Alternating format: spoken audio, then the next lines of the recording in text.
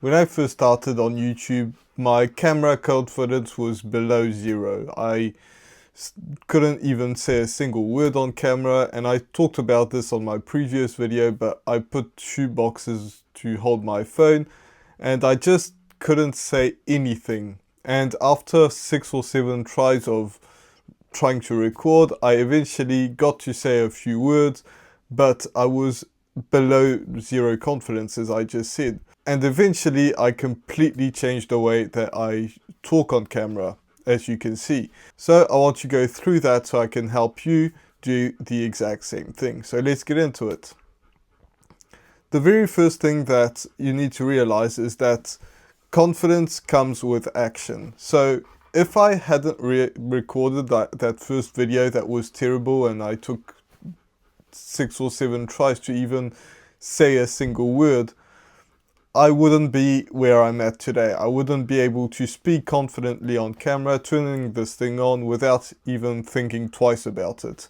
I decided that I wanted to make this video. I'm making this video. It's not something that's a burden. It's not something that I think about for 10 minutes before I try to record or anything like that. It's just something that's part of me now, and I really enjoy it. Sometimes I don't want to record, but that's all right. It happens. But usually when I get in front of the camera, I'm happy that I did.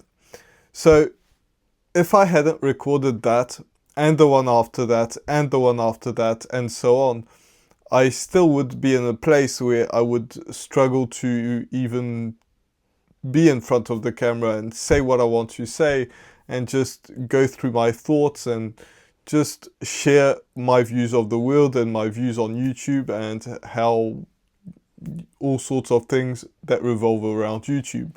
And it could be any subject, just because I went through that phase of just doing that. Now, the thing that comes with that is, in order to be confident and in order to go through that process, you need to be completely okay with just not being perfect, and things like that are going to get you through it, because at the beginning it's not going to be perfect. Even to this day it's not perfect, and that's almost an advantage because of AI now, and everything revolves around AI and it makes it more and more real. But the things that aren't is the way that you talk and the way that you mess things up. So if you mess things up when you first upload a video and you think they're not up to par with where you want your videos to be and how interesting you want your videos to be and all sorts of things that come with being a beginner at something, or just not being an expert at something at first, that's where you're going to be. If you're all right with that and you just continue to create video after video and you're like, I'm just a human being, that's okay, then you're going to be okay with just being better and better and better over time, even though at the beginning it's hard. It's just like being a professional athlete. When they first start, they're bad. It's just a fact. No matter who you look up to, whether it's Michael Jordan or Lewis Hamilton or whatever your kind of sports you're watching, if you look at those people, those high level athletes, when they first start, they're terrible at their job. They can't do. Michael Jordan couldn't shoot a ball straight. Lewis Hamilton couldn't drive straight. It's all of these things. They're just bad at the beginning. But over time they become better and better, and eventually they're legends of their sports.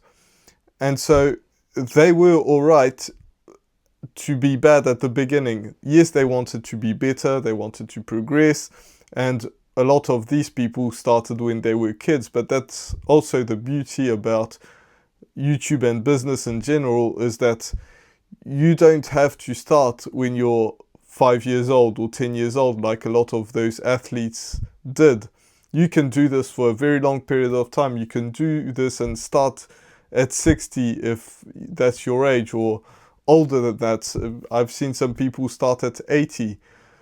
Now, I'm fortunate enough to be a lot younger than that, but also I'm older than a lot of people that do start, but it doesn't matter because I was alright, struggling at the beginning, being really, really bad, still putting my videos out.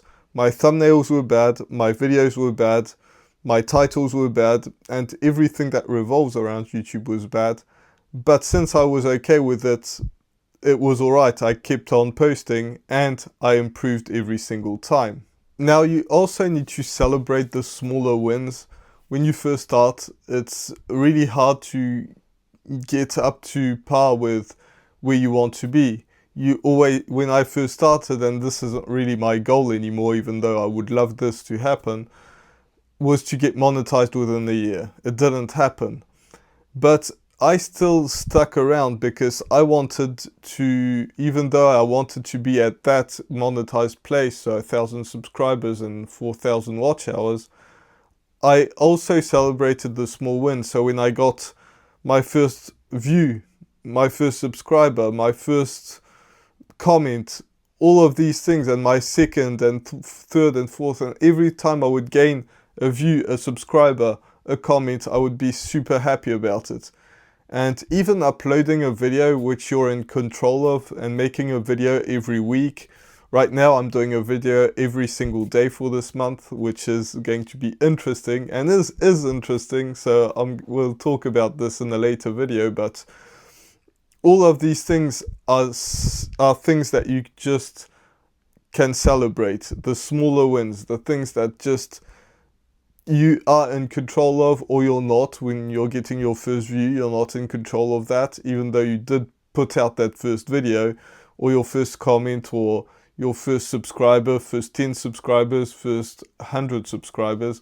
All of these things are things to celebrate, and your first 50 views on a video as well.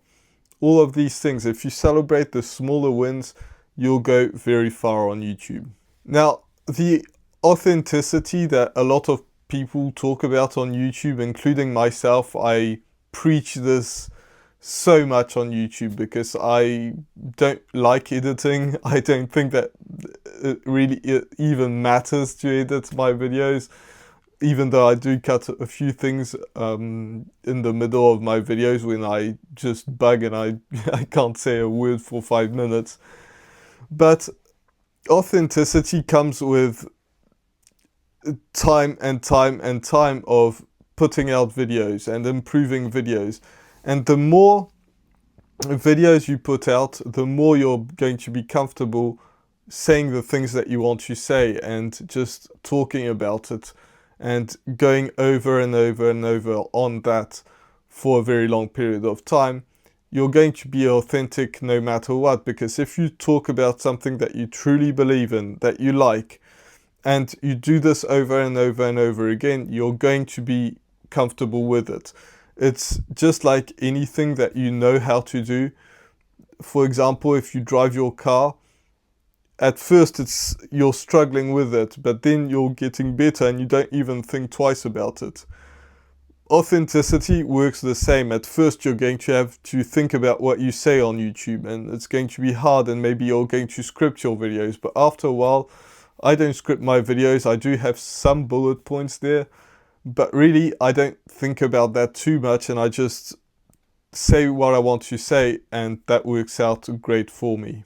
If you implement all these things, you're going to get better in front of the camera. It's just a question of time. You're going to get more confidence, and things are just going to work out that way.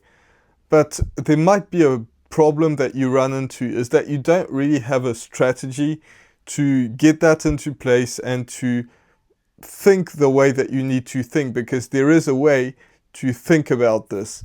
And that's why I made this video, so you can follow along and actually have a strategy to be the more authentic that you can be, step by step. It's called the BAR method, and you should really implement it. So with that said, I'll see you in the next one. Bye for now.